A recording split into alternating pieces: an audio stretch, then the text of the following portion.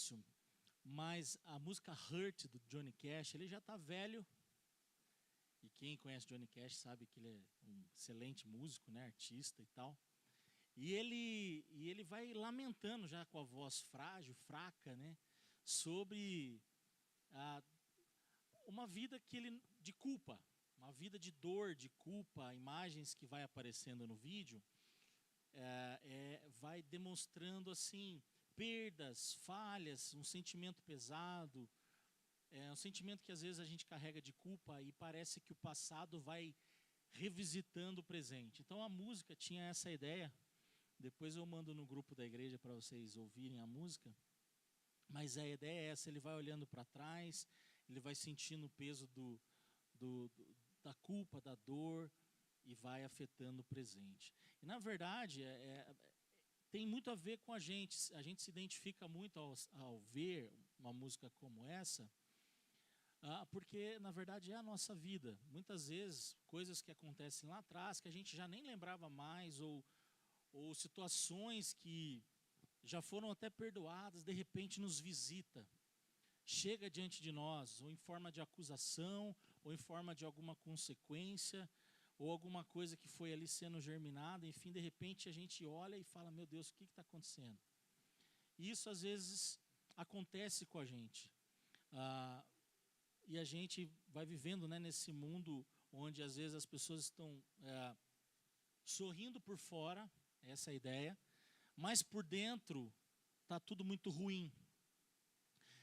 É como se fosse justamente a ideia de um feed muito bonito, mas na realidade em casa, no trabalho, no coração, o negócio não está legal. Essa era a ideia que eu queria trazer para nós. Bom dia para quem não me viu ainda, então, para você que nos assiste online, eu sou o pastor Brunão, para você que está aqui pela primeira e segunda vez, seja muito bem-vindo, como o Mazão falou, não é?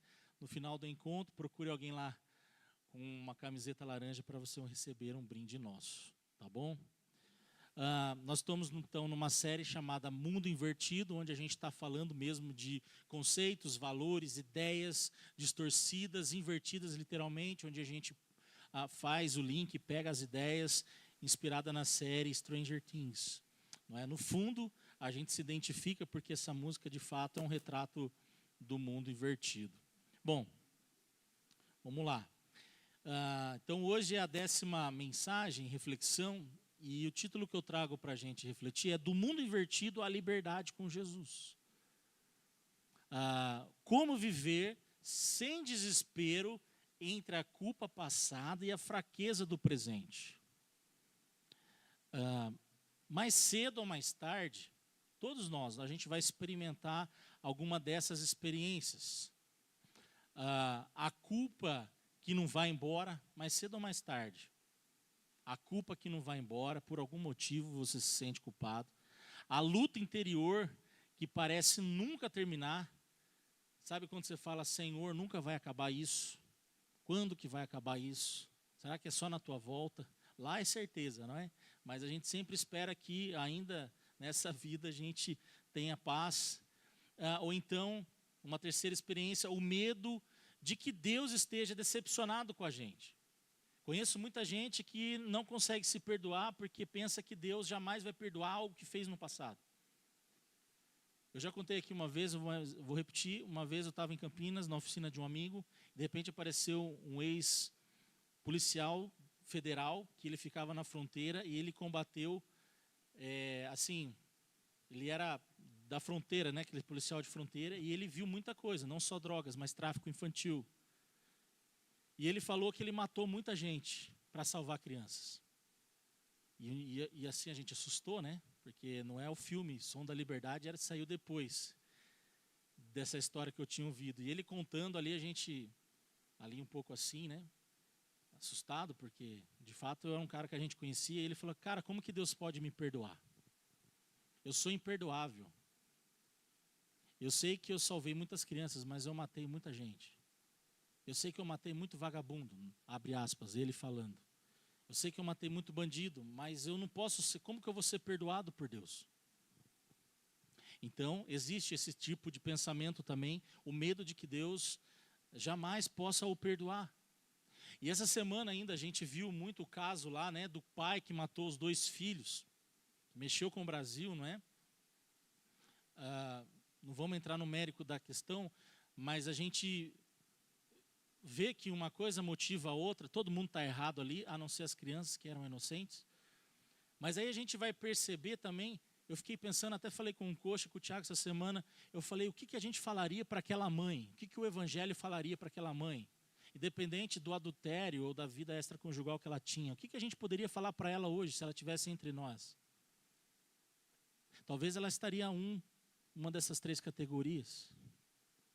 Imagina o peso que ela não deve estar carregando, e aí eu penso, é só o Evangelho para trazer paz a um coração como o dessa mulher. Não é? Acho que nenhuma outra coisa no mundo vai tirar a dor de não ter mais o marido e os filhos. E eu fico pensando que às vezes a gente é assim. Há dias que a gente ama a Deus profundamente. Tem dias que a gente, como diz os penteca, está no manto, né? Está no óleo, sei lá. Né? A gente está diferente, a gente está adorando, a gente está muito para cima. E tem dias que a gente se olha no espelho e começa a perguntar, não é? O que está acontecendo? Por que eu ainda sou do jeito que eu sou? Por que as coisas não mudam? Travou aqui de novo.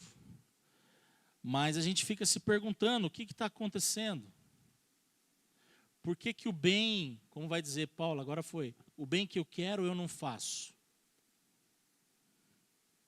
Mas o mal está sempre diante de mim, né? Miserável homem que sou. Tem dia que a gente está muito bem, tem dia que a gente está muito para baixo. E é exatamente essa crise interna que o capítulo 7 de Romanos vai travar. Tiago falou um pouco disso a semana passada. E aqui a gente vê que não é a voz de um incrédulo. Paulo está falando com cristãos, é o lamento de um regenerado. É um lamento de alguém que tem a consciência da própria fraqueza. É quando a gente cai em si de quem de fato nós somos e a gente começa a refletir.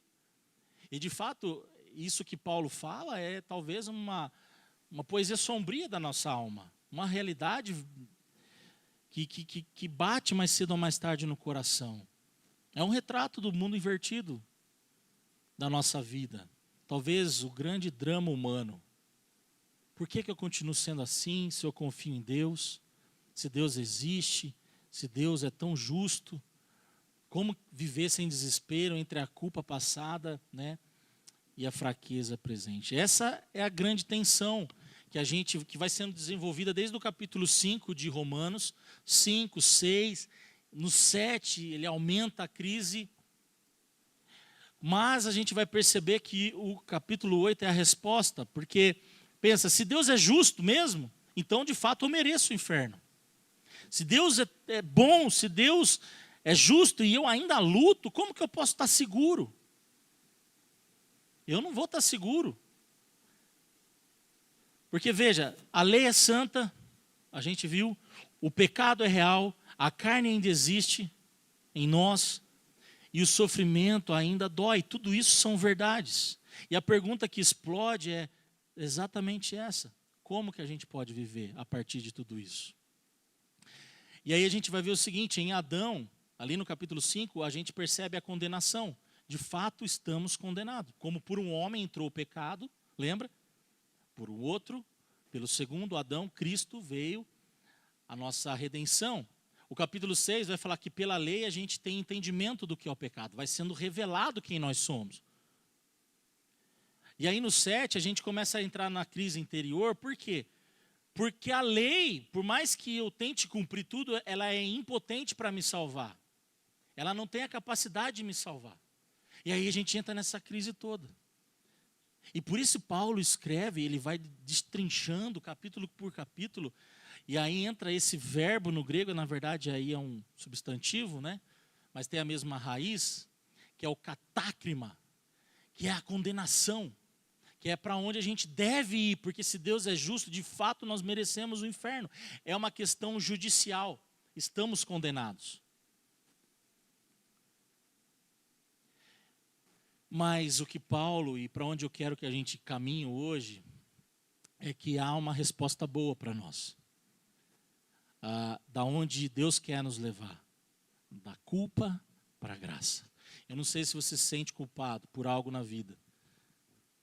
Eu não sei como está o seu coração, como que você veio, mas nós vamos estudar hoje, nós vamos perceber que Romanos 8 é a resposta a essa dor, a esse passado, a essa culpa.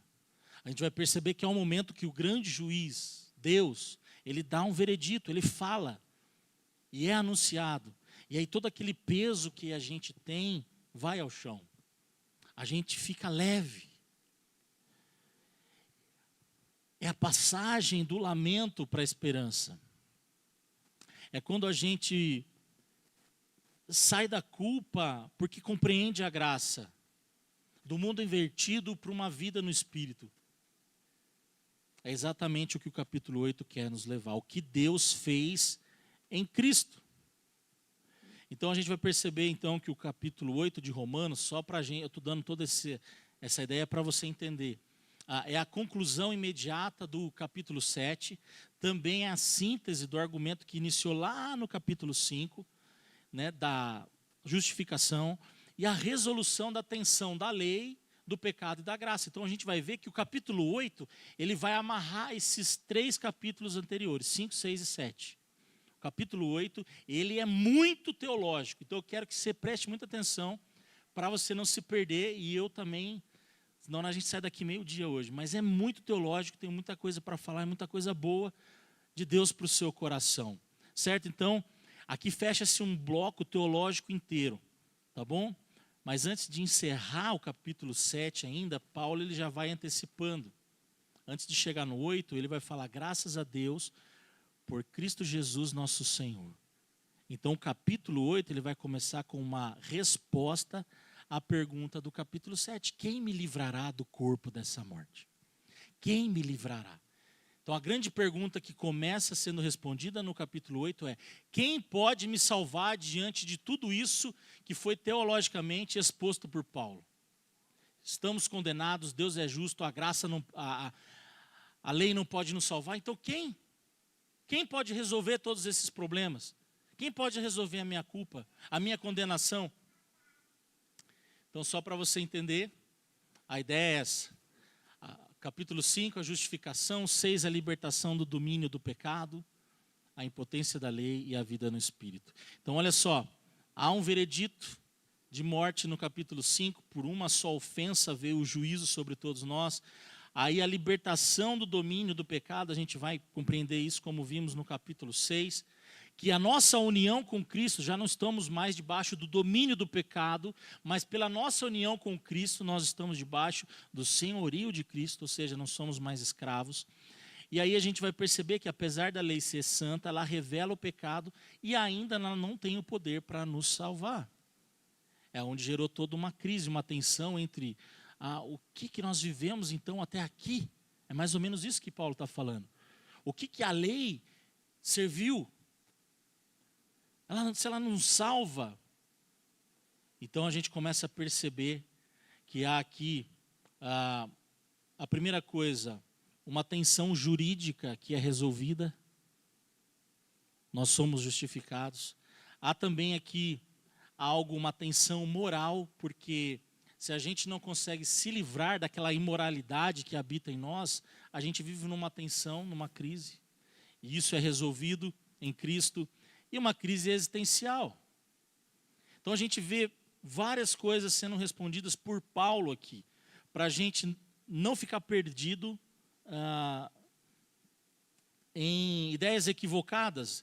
Veja, Paulo não está falando assim, agora vocês não pecam mais, não vão pecar mais. Paulo está dizendo, vocês já não estão mais condenados. E isso muda muita coisa, porque muda o eixo da nossa espiritualidade. Não significa que a gente não vai pecar mais, mas a gente não está mais condenados. Não estamos mais condenados. Então a gente entende que a identidade vai preceder tudo aquilo que a gente faz. Vamos ler. Dito tudo isso, vamos ler. Agora, portanto, então a gente já vê um portanto, uma resolução. Como eu falei, de tudo que vem atrás do versículo do capítulo 8. Agora, portanto, já não há nenhuma condenação para os que estão em Cristo Jesus. Pois em Cristo Jesus a lei do Espírito, que dá vida, os libertou da lei do pecado que leva à morte. A lei não era capaz de nos salvar por causa da fraqueza da nossa natureza humana. Por isso Deus fez o que a lei era incapaz de fazer ao enviar seu Filho na semelhança da nossa natureza pecaminosa e apresentá-lo como sacrifício por nosso pecado. Com isso, declarou o fim do domínio do pecado sobre nós. De modo que nós agora não seguimos mais nossa natureza humana, mas sim o Espírito. Possamos cumprir as justas exigências da lei. Então a gente vê aqui que algo mudou. Então Paulo já está respondendo, olha, portanto, não há mais condenação. Não há. Deus fez o que a lei não podia fazer. Ele condenou o nosso pecado em Cristo, na sarquê de Cristo. Sarquê no grego é a carne, na física de Cristo. Então Cristo ele foi condenado no nosso lugar. Então, daqui para frente, eu vou resumir uma estrutura para você entender. Então, do 1 ao 4 aqui, em Cristo, a nossa sentença foi removida. Do 1 ao 4. Então, a gente está falando aqui de justificação. Mais uma vez, nós somos justificados em Cristo. Certo? Do 5 ao 11, nós vamos ver que Paulo vai propor, então, a partir daí, um novo modo de vida. 2 modos. Ou eu vivo pela carne ou pelo Espírito. Depois a gente vai ver que ele vai falar sobre adoção, sobre filiação. Ele vai construindo degraus. Ele vai colocando camadas teológicas, porque a gente tem que ir entendendo parte por parte. Então, se eu sou adotado, eu sou filho, então eu tenho herança. Ele vai falar disso. Depois, então, ele amplia, falando de esperança e de segurança. Ok? Então, vamos continuar. Então, Romanos 8, do 5 para frente, 2 modos de existência. Aqueles que são dominados pela natureza humana, pensam em coisas da natureza humana. Mas os que são controlados pelo Espírito, pensam em coisas que agradam o Espírito. O versículo 6, mais uma vez. Portanto, permitir que a natureza humana controle a mente resulta em morte. Mas permitir que o Espírito controle a mente resulta em vida e paz. Pois a mentalidade da natureza humana é sempre inimiga de Deus. Nunca obedeceu às leis de Deus e nunca obedecerá. Por isso, aqueles que ainda estão sob o domínio da natureza humana, olha só, não podem agradar a Deus. Consegue ver? Versículo 9. Vocês, porém, não são controlados pela natureza humana, mas pelo Espírito. E se de fato o Espírito de Deus habita em vocês. E se alguém não tem o Espírito de Cristo, não pertence a Ele. Uma vez que Cristo habita em vocês, embora o corpo morra por causa do pecado, o Espírito lhes dá vida, porque vocês foram, mais uma vez, declarados justos. Fomos declarados justos diante de Deus. E se o Espírito de Deus ressuscitou Jesus dos mortos, habita em vocês, o Deus que ressuscitou Cristo Jesus dos mortos dará vida a seu corpo mortal, por meio desse mesmo Espírito que habita em vocês. Sigamos. Veja que agora ele vai falar de adoção. Portanto, mais uma vez, portanto, irmãos, não tem de fazer o que essa natureza humana lhes pede. Porque se viverem de acordo com as exigências dela, morrerão. Se, contudo, pelo poder do Espírito, fizerem morrer as obras do corpo, viverão. Porque todos que são guiados pelo Espírito de Deus são filhos de Deus. Então aqui ele já começa a falar da nossa filiação, da teologia da adoção. Versículo 15. Pois vocês não receberam um espírito que os torne de novo escravos medrosos, mas sim o Espírito de Deus que os adotou como seus próprios filhos. Agora nós os chamamos Abba Pai, que significa paizinho, pai, um pai amoroso, algo mais afetuoso, tá? Íntimo. 16. Pois o seu Espírito confirma a nosso Espírito que somos filhos de Deus.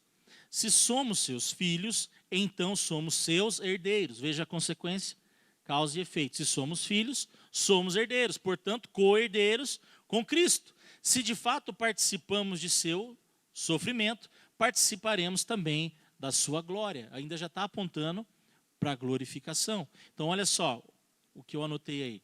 Então, a palavra receberam aí, que é ebalete pneumata, pneuma ruiotésias, né? Tudo esse negócio aí em grego aí, significa, ó, vocês foram recebidos como filhos, ou seja, adoção. Nós somos adotados por Cristo na cruz. Nós somos filhos de Deus por causa de Jesus. Né? Então as pessoas falam, todo mundo é filho de Deus. Não, não é não. Se você não crê que Jesus é o Senhor, você não é filho de Deus. Pode ser criatura, mas filho é todo aquele que crê. É todo aquele que anda no Espírito. É importante a gente perceber isso. Por quê?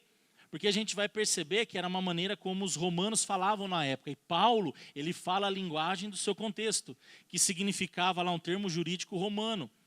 O adotado recebia um novo nome, uma nova identidade, uma nova herança, rompia legalmente com a família anterior. Tudo isso era o contexto do ruiotésias aí, que é o adotado.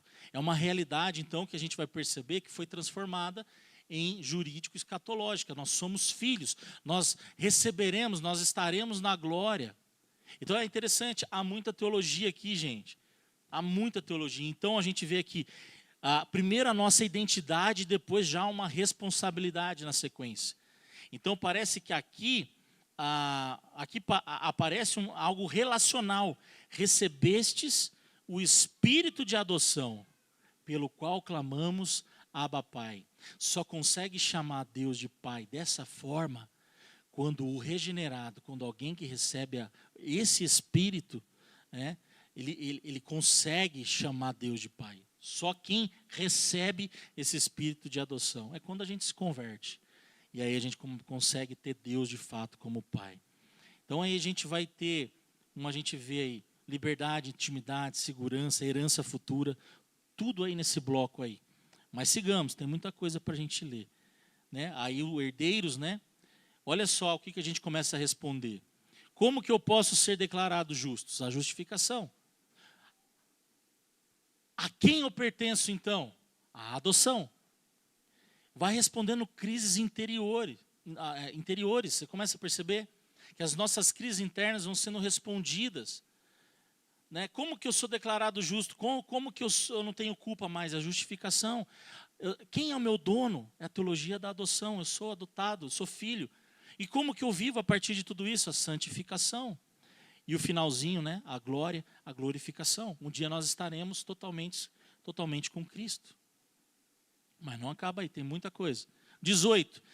Porque para mim, tenho certo que as aflições desse tempo presente não são para comparar com a glória em que nós há de ser revelada. Porque a ardente expectação da criatura espera a manifestação dos filhos de Deus. O mundo. Porque a criação ficou sujeita à vaidade. Não por sua vontade, mas por causa do que a sujeitou. Na esperança de que também a mesma criatura será libertada da servidão da corrupção, para a liberdade da glória dos filhos de Deus. Versículo 22 agora. Porque sabemos que toda a criação geme e está juntamente com dores de parto até agora. E não só ela, mas nós mesmos, que temos as primícias do Espírito, também gememos em nós mesmos, esperando a adoção, a saber, a redenção do nosso corpo. Porque em esperança somos salvos. Ora, a esperança que se vê não é esperança, porque o que alguém vê, como esperará? Mas, se esperamos o que não vemos, com paciência esperamos. Então Paulo já começa a ampliar. certo? Ele está falando de um sofrimento presente, que mesmo que duro e difícil, não se compara à glorificação. A maior dor que você já sentiu ou venha sentir, aquilo que seja mais difícil, talvez que você já presenciou na história de alguém, até falamos da mulher agora há pouco, não se compara com a glória que em nós há de ser revelada, com a glorificação, com o momento de quando Jesus voltar. A criação aguarda isso. Eles têm uma expectativa, o cosmos espera esse momento.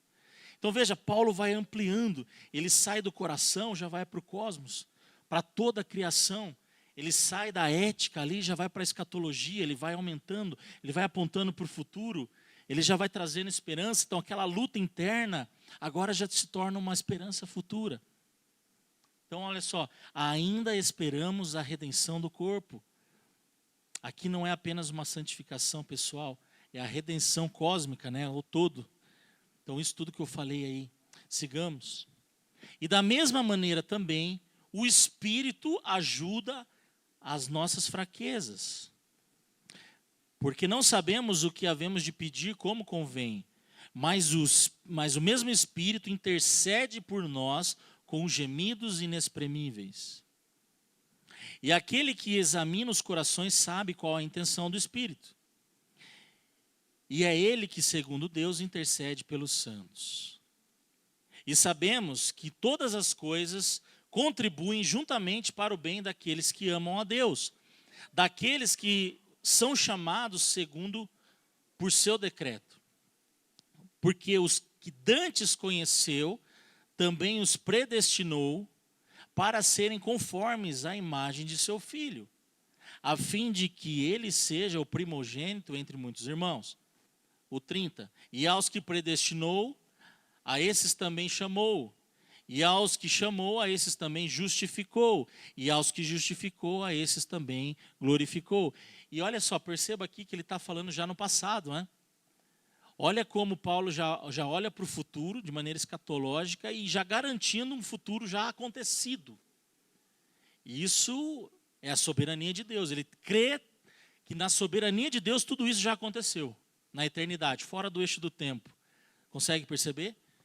Ao que predestinou, justificou, ao que predestinou, chamou, o que chamou, justificou, e o que justificou, glorificou. Então veja, eu coloquei aqui, né, no cantinho, a gente chama isso de ordo salutis, que significa a ordem da salvação, a maneira como ela acontece. Mas aqui é apenas um recorte, tá bom? Mais para a gente entender. Predestinação, chamado eficaz, justificação, glorificação e assim por diante. Mas vamos lá, vamos fechar esse bloco. E aí a gente tem a teologia que nós chamamos do já, ainda não. Já aconteceu, mas ainda não finalizou. Mas olha aqui que Paulo, então, no final do capítulo 8, então ele vai dizer meio que assim, que diremos, pois, então, diante de tudo isso aí? Né? Que diremos, pois, diante de toda essa teologia que a gente falou até agora? Aqui começa a nossa libertação, na mente, no coração. Olha só, se Deus é por nós, quem é contra? Se Deus é por nós, quem é contra nós? Aquele que nem mesmo o seu Filho poupou, antes o entregou por todos nós, como nos dará também todas as coisas? Nele todas as coisas. Então pensa, se Deus é por nós, quem é nosso inimigo? Quem é teu inimigo? Se Ele deu Jesus, Ele pode dar qualquer coisa por nós, para nós. É isso que Paulo está dizendo. Você consegue perceber a grandeza dessa teologia? Se Ele deu Jesus, como não nos dará também com Ele todas as coisas? O 33. Quem intentará acusação contra os escolhidos de Deus? Quem que vai te acusar de alguma coisa nessa vida? Quem tem o poder de botar o dedo no seu nariz? Ninguém. Você consegue perceber que isso é libertador? E isso que é maravilhoso. É Deus quem justifica. Deixem falar o que quiser de você, do seu passado, quem você foi, o que você fez, o que você deixou de fazer. É isso que eu falaria para aquela mãe que perdeu os 2 filhos, a família toda. Eu vou falar, ninguém pode te julgar. Você é livre em Jesus. Em Jesus. a liberdade para você. Se é Deus quem te justifica, acabou. Ele é o verdadeiro juiz. A liberdade para você. É Ele quem justifica. E continua, quem os condenará? Pois é Cristo quem morreu.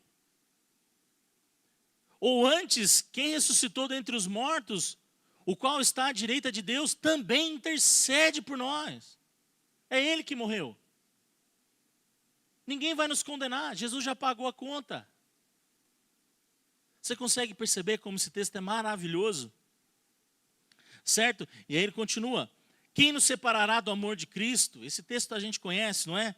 A tribulação, ou a angústia, ou a perseguição, ou a fome, ou a nudez, ou o perigo, ou a espada. Como está escrito, fazendo alusão ao Salmo 44, por amor de ti somos entregues à morte todo dia. Fomos reputados como ovelhas para o matadouro. Mas, olha, gente, presta atenção aqui.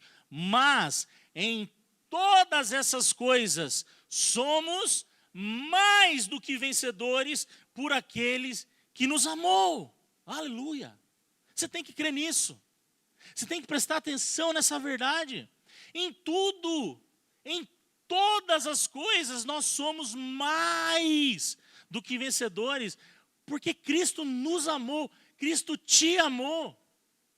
Você é mais que vencedor porque Ele amou você. Não há condenação, não há culpa. Quem vai te condenar? Ninguém. É dele que justifica. Isso é evangelho, como a gente diz, o puro creme do evangelho. Evangelho, muita teologia no capítulo 8. Porque estou certo de que nem a morte. Aí olha só, eu fico imaginando Paulo. Aí Paulo já está lá em Nárnia, assim, ó. Paulo já está viajando, Paulo dá aquela ampliada cósmica, assim, ó, galáctica. Porque estou certo de que nem a morte, nem a vida, nem os anjos, nem os capeta, nem as potestades, nem o presente, nem o porvir, nem a altura, nem a profundidade, nem alguma outra criatura poderá nos separar do amor de Deus que está em Cristo Jesus, nosso Senhor. Nada. Nada. Nada. Ninguém. Não há mais pecado que nos separe do amor de Cristo. Há perdão para nós. Claro, porque se você peca, você vai pedir perdão. Você entende a dinâmica, é disso que Paulo está dizendo. Porque veja, eu sou pai do Theo. O Theo pode quebrar tudo em casa lá. Não, poder não pode, mas vamos supor que quebrou a televisão, derrubou alguma coisa, pendurou no painel, caiu tudo lá. Quebrou tudo. Algo muito grave, ele pode se machucar, pode ir para o hospital, muita coisa pode acontecer, pode quebrar bens materiais e tal. Eu vou olhar para ele, vou ficar chateado, vou ficar triste, mas eu vou falar assim, some daqui, você não é mais meu filho. É assim? É a mesma coisa a nossa relação com Deus. Deus vai nos trazer para perto, vai puxar a nossa orelha, a gente vai entender, mas a gente vai saber que a gente é amado. Ele vai continuar nos amando. Ele não vai nos amar menos, inclusive. Ele não vai deixar de nos amar. Nada nos separará do amor de Deus. Você não vai perder a sua filiação. Você não vai perder a tua identidade porque você pecou. Porque você teve um deslize. Entende? Então, o capítulo 8, ele começa com o fim da condenação, certo? O fim da condenação, e ele vai terminar com sem a separação. Eu já não sou condenado, e mais do que isso, eu não tenho como, não há nada que me separe desse amor que não me condena. Que não me condena mais. E aqui a gente está no clímax do capítulo 1 até o 8. Aqui é o ponto alto, desde o capítulo 1 de Romanos até o capítulo 8 de Romanos, aqui é o ponto mais alto, é uma grande moldura. Não tem mais condenação, não tem mais acusação, certo? E não tem separação. São três coisas que muitas pessoas estão em crise. Mas isso é resolvido. Que diremos, pois? Não é? Justificação, união com Cristo, libertação da lei, vida no Espírito e salvação. O que a gente diz depois de tudo isso? O que nos resta dizer? Que a gente tem segurança da nossa salvação em Deus. A gente não precisa ficar andando com medo. Será que Deus me ama? Será que Deus não me ama? Deus te ama sim. Ele não te condena. Ele te ama. Quem que vai te acusar? Ninguém. Não há mais nenhuma apelação, vamos dizer assim, em última instância, por alguém nessa terra que possa te condenar. Porque o veredito já está posto, você é justificado. Não há condenação. Ninguém pode apelar contra você. Quem que vai te condenar? E Paulo responde isso, né? Cristo morreu, Cristo ressuscitou, Ele está à direita do Pai, Ele intercede por nós. Veja, Paulo está falando, não tem quem possa vencer o advogado que se chama Jesus. E Ele está ao seu lado. Jesus é aquele que intercede, é o nosso advogado. Você consegue ver? Quem nos separará? Tribulação, angústia, perseguição, morte, nudez, perigo, espada, violência. Põe o que você quiser aí. Nada, nada. O cristianismo, gente, não é sobre, e é importante falar, não é sobre não sofrer. A gente vai sofrer. É sobre a gente não viver debaixo do poder do pecado. É sobre ninguém ter o poder de nos separar de Cristo. Isso é verdade boa para nós. Não é que a gente não vai sofrer, é ainda que a gente sofra. Eu já sou justificado, eu não sou condenado, eu sou livre, eu tenho acesso, e Ele já me glorificou lá na frente. Eu já estou glorificado. Se a gente compreende isso, a gente vive de uma forma totalmente diferente a nossa santificação. A gente começa a viver não para alcançar algo, mas porque fomos alcançados. Então a nossa motivação muda, certo? Não é algo que eu diria que nós alcançamos pela força do nosso braço. Por jejuar demais, por uma corrente de oração. Não que essas coisas não sejam boas, que orar não seja importante, que jejuar não seja importante, que fazer as coisas, disciplinas espirituais não seja importante, mas veja, isso tudo não é para se alcançar algo. Isso tudo é depois que eu já sou alcançado, então eu vivo assim. Eu vivo por consequência, não por como causa, né, para eu alcançar algo.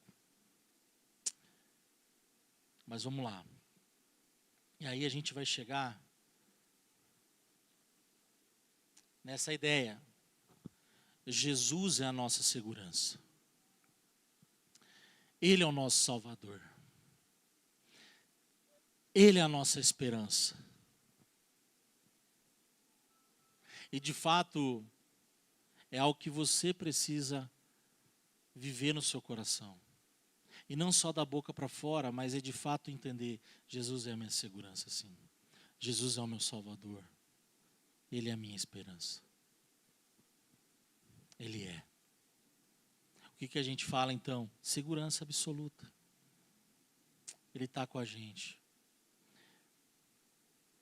Versículo 33. Quem pode nos acusar? É Deus quem justifica. Não há apelação. Jesus falou a nós, quando disse à mulher adúltera, lembra? Cadê os teus acusadores? Lembra? Todo mundo lá querendo tacar pedra. Jesus pergunta, cadê os teus acusadores? Paulo está apontando, gente, a teologia de Paulo é Cristo. Paulo fala de Jesus o tempo inteiro. Ele conhecia a história. Cadê os teus acusadores? Quem nos condenará? Quem condenará se Jesus é o nosso advogado? Ninguém. Ninguém tem o poder de abalar a nossa fé. É a gente que permite ser abalado, muitas vezes.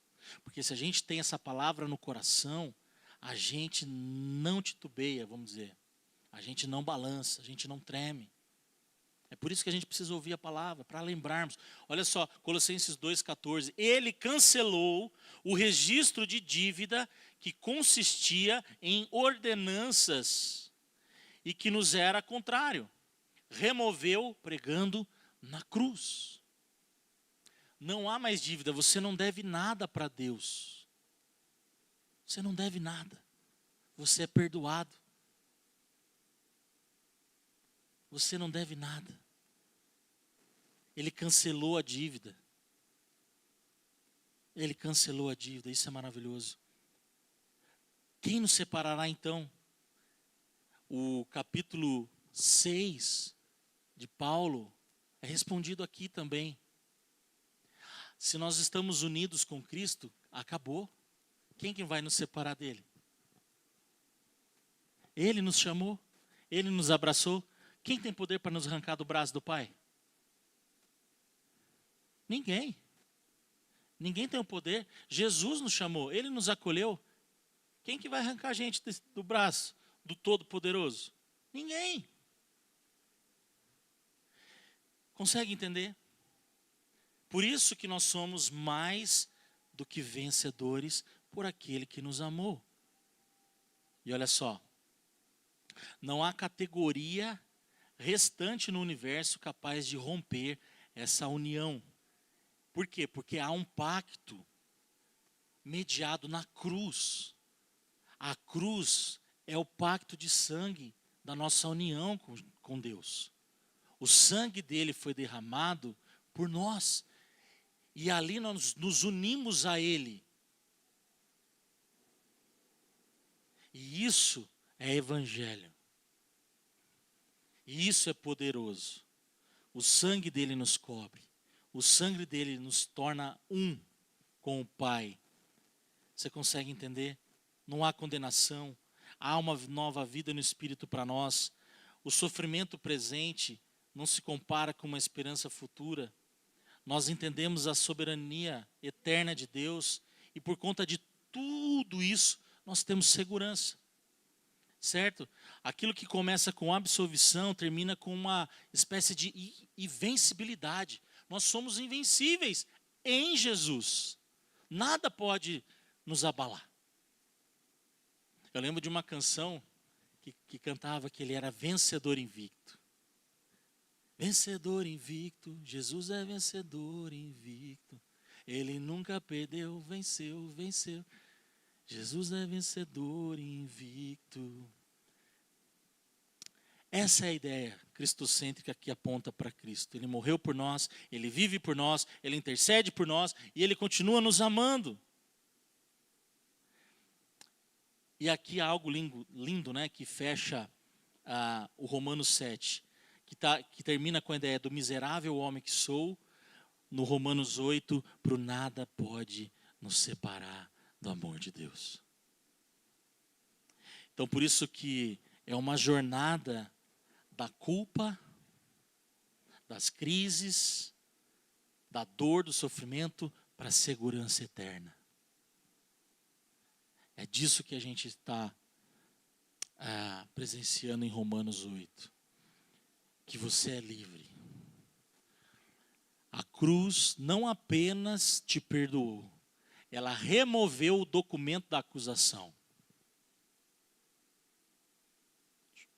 Tira, rasgou, acabou. Ainda que a consciência te lembre, ou o diabo que seja, porque ele é acusador, né? Ele faz esse papel. O juiz já te declarou justificado. Guarde isso no seu coração. Guarde isso lá no fundo do coração. Você é justificado. Isso significa justificação. Ele declarou que você é justo. Não foi algo que você fez. O juiz falou: Samuel é justo. Pode, não, ele é justo, acabou. Aí o Satanás vai lá: não, Deus, mas veja bem, o Samuel brigou com a Eliane, brigou com o Mazão, brigou com todo mundo. Ele é justo. Mas ele é justo. Não tem conversa, ele é justo, ele é meu. O Rodolfo brigou com não sei quem no trânsito, pediu perdão a Jesus, ele é justo. Ele é justo. Então, tipo assim, não tem conversa. Não deixe que as coisas do mundo possa abalar a tua fé ao ponto de você esquecer que você é justificado. É Deus quem te justifica, é Deus quem me justifica. E sabe o que eu aprendo com isso? No mundo que a gente vive, que a gente não precisa ficar preocupado com a nossa reputação. Hoje a gente vê muito aí, como se posicionar? Seja assim, haja de tal jeito, a percepção é que importa, e nananã. Tudo bem, não tem nada de errado. Mas diante de Deus, Ele conhece o nosso interior. E a gente não precisa viver uma vida de uma imagem valendo mais do que aquilo que de fato nós somos. Entende o que eu estou dizendo? No mundo onde o que importa é o como a gente é visto e percebido, para Deus não tem nada disso. Para Deus Ele vai lá no coração. E Ele nos conhece como somos, de fato. Eu não preciso ficar me vendendo para ser aceito numa sociedade corrupta. Eu não preciso ficar negociando a minha reputação, o jeito que eu falo, o jeito que eu visto, o jeito que eu... para com isso, gente. Você é livre. Não se preocupe com a tua reputação, se preocupe com o teu caráter. É outra conversa. Caráter é aquilo que você é quando o chefe não está perto, quando a esposa não está perto, quando ninguém está perto e você continua sendo a mesma pessoa, com os mesmos valores morais, com a mesma fé, fazendo com a mesma excelência. Isso é caráter. E isso é moldado pelo Evangelho. E isso é importante. Caráter. Falta muito. Agora, a reputação é algo que é construído e nem sempre é verdadeiro. Sabe? E tem muita gente se preocupando mais com a reputação do que com o próprio caráter. Com a vida de santidade, com quem eu sou de fato, com o desdobramento do Evangelho. Então, pensa nisso. Não se preocupe, porque você já é justificado. E para fechar, então aí um resumão, não é? Do 1 até o 39, não há condenação. Do 2 ao 17, há uma nova vida, né? Ande no Espírito. Há uma escolha, você pode ser guiado pela carne ou guiado pelo Espírito. Ande no Espírito. Depois a gente viu, não é? Do 18 ao 27, o teu sofrimento não chega perto daquilo que nós entendemos da glorificação, aquilo que Paulo fala, a esperança futura, não se compara com o sofrimento de hoje. É muito maior, é muito mais alegria, nossa, não tem comparação, é isso que Paulo fala. Não chega perto, o nosso sofrimento não chega perto do futuro que temos com Cristo. E depois, ali no ponto 4, do 28 ao 30, a soberania de Deus dá crédito para a gente continuar tendo fé em quem Ele é. Nada nos separa do amor de Deus. Que vai apontar para o finalzinho, a segurança absoluta no amor de Deus, que nos faz viver em paz. Então eu não sei se você vive em culpa, já viveu, se o passado te atormenta ou não, mas há esperança para nós. Há esperança para nós. Não acabou. Não acabou na condenação, não acabou no dedo apontado, não acabou. A cruz é o recomeço da nossa história. E para terminar, não negocie com a culpa. A culpa crônica, presta atenção, ficar se culpando demais não é humildade, é incredulidade.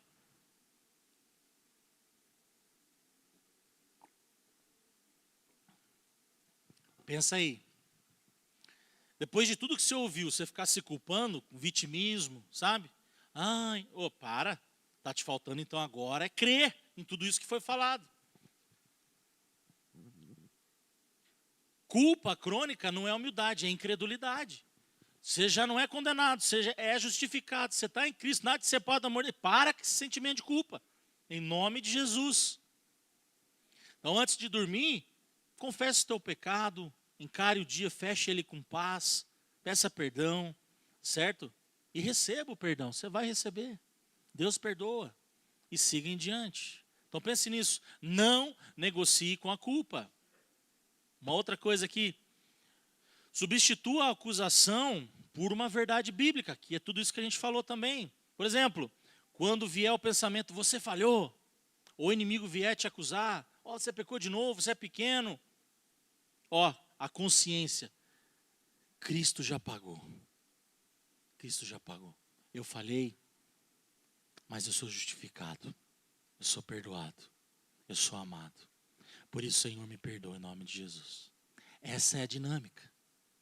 Errou, peça perdão. Quando acusações vierem diante de você, não se dobre a elas. Cristo já pagou. Certo? Você não é o seu erro. Você não é uma fase que aconteceu no passado. Um período não define quem você é. O que define quem você é, eternamente, é o que Cristo fez na cruz. Essa é a tua identidade. Então, esquece o passado. Sua fraqueza presente não define quem você é. E uma terceira coisa, pare de odiar sua vocação por vergonha. Conheço muita gente assim também. Aí a pessoa não vai para frente porque de algo que aconteceu no passado e fica naquela vergonha, ou às vezes a igreja até sabe de algumas coisas veio a público, e aí a pessoa fica acanhada, não vou fazer, porque eu tenho vergonha do que eu fiz lá atrás. Ei, parou.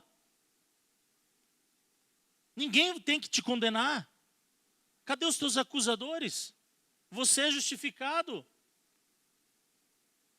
Vamos fazer, vamos para cima. Você avança porque está justificado, não porque é impecável, perfeito. Perfeito só foi Cristo. Então também isso é importante você parar e pensar. A ousadia, ela vem do Espírito. Lembra? Não nos deu um espírito de fraqueza, um espírito medroso, vai dizer na tradução NVT, não é? Para outra vez sermos escravos, não, mas de ousadia. Se a dívida foi cancelada, você não serve a Deus para ser aceito, mas porque foi aceito. Isso muda toda a energia que te move por dentro, certo? E é por isso que você, aquele que foi absolvido, ele entende o perdão. Aquele que foi absolvido, ele vai perdoar. Ele vai ter um outro pensamento. Ele não vai ficar exigindo, por exemplo, algo emocional do outro, porque não é essa é a dinâmica, essa não é mais a dinâmica. Ele libera perdão mais rápido, porque eu conheço gente, não, deixa eu dar uma pisadinha, pastor, porque ele merece. Não merece não, merece não.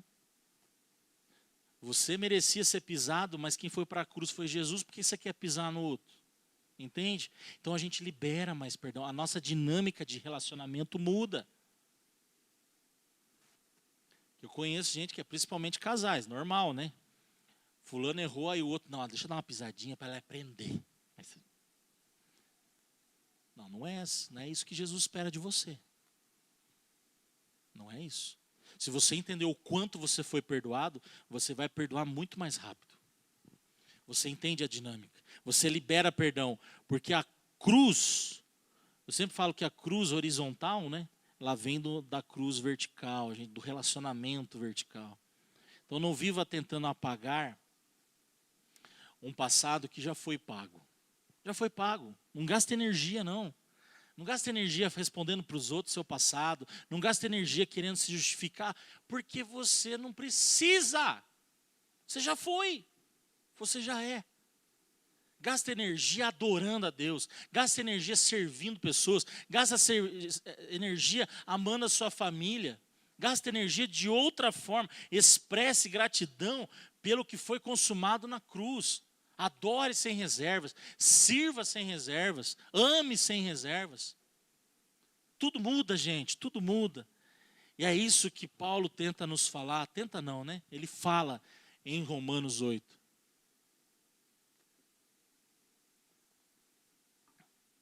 E eu desafio você essa semana a reler o capítulo 8, porque ele é muito teológico. Tem muita coisa boa. Poderia ter parado um pouco mais em alguns pontos, mas foi isso que Deus colocou no meu coração, para que você entenda de fato que você é livre, que você é perdoado, que você é justificado, que não há condenação sobre você. Amém?